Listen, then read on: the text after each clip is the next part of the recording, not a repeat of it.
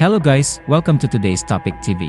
Dito sa isang sikat na milk tea at iced coffee store, isang bakla ang napurnada ang kanyang palit pera modus, dahil hindi ito umubra sa bihasang tindera.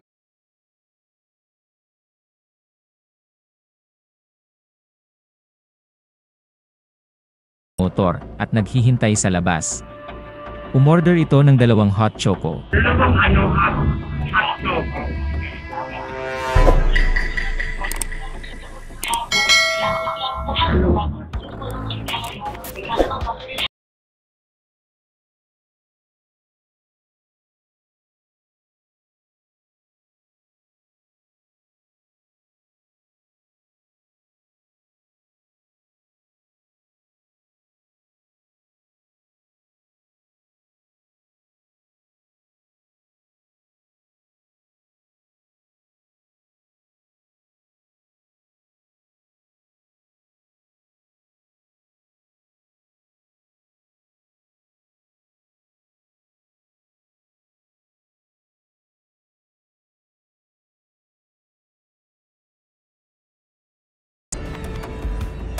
Kaya't agad na ibinalik ng tindera ang 1,000 niya. Sa video ay kitang-kita na 1,000 ang iniabot ng tindera, at nang ibigay na niya ito sa bakla, agad nitong ipinasok sa kanyang bag ang 1,000 at sabay hugot ng 100.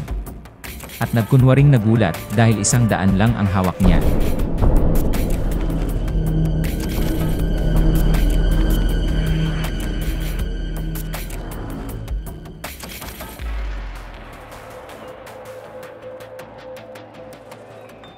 Nagtataka naman ang tindera dahil sigurado siyang 1,000 ang kanyang inabot kanina.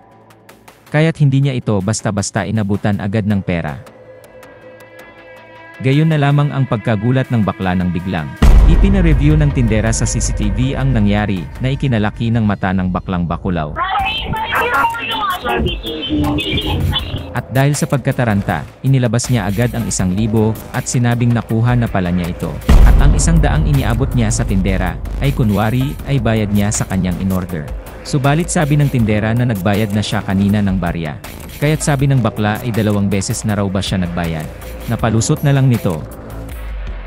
Buti na lang talaga ay attentive, at di agad nataranta ang tindera, dahil sabi ng kanilang amo, ay well-trained ang kanilang mga staff pagdating sa ganyang bagay, alerto, at hindi basta-basta nagpapaloko. At dahil bigong makadilihensya si bakla, biglang nalungkot ang kanyang papa, dahil biglang napurnada ang kanyang ayuda.